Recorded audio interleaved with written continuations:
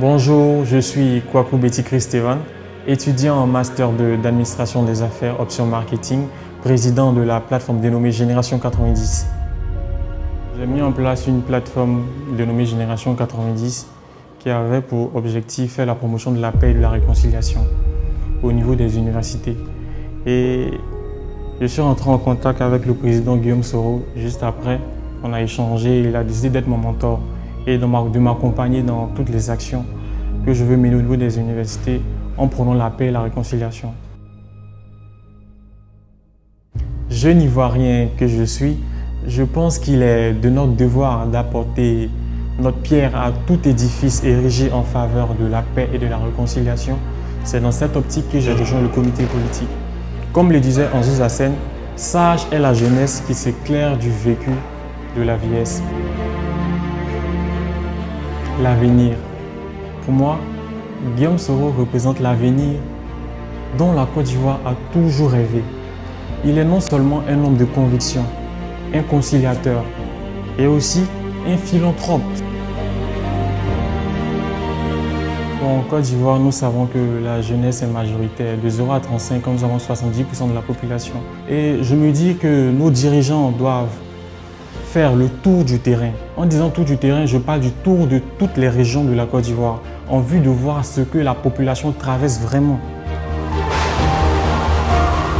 On a une petite case où on s'en va se débrouiller pour prier dedans. Le jour où il y a de la pluie, il pleut, on ne peut plus aller à la mosquée.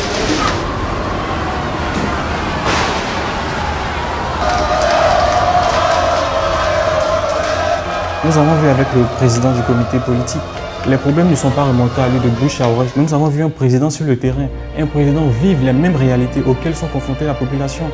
Nous avons vu aussi un président qui a reçu des jeunes universitaires, et échanger avec eux et mettre en place des solutions idoines pour pallier à certains maux que rencontre la jeunesse. Les problèmes auxquels sont confrontés les jeunes sont multiples. De prime abord, les jeunes sont vraiment marginalisés. On a l'impression de voir une Côte d'Ivoire dirigée que par des vieux.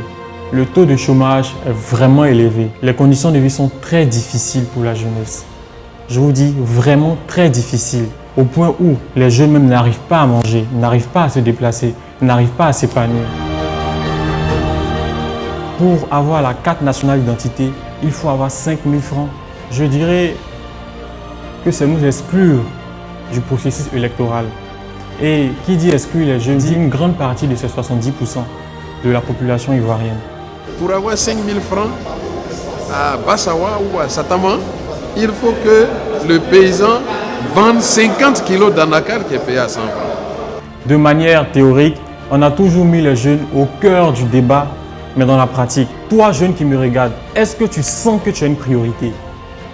Dans le cadre des concours, nous voyons que nos amis qui sont admis aux différents concours ont les parents haut placés. Et nous, la Côte d'Ivoire n'utilise pas le système de la méritocratie, c'est-à-dire avoir son examen passant le mérite.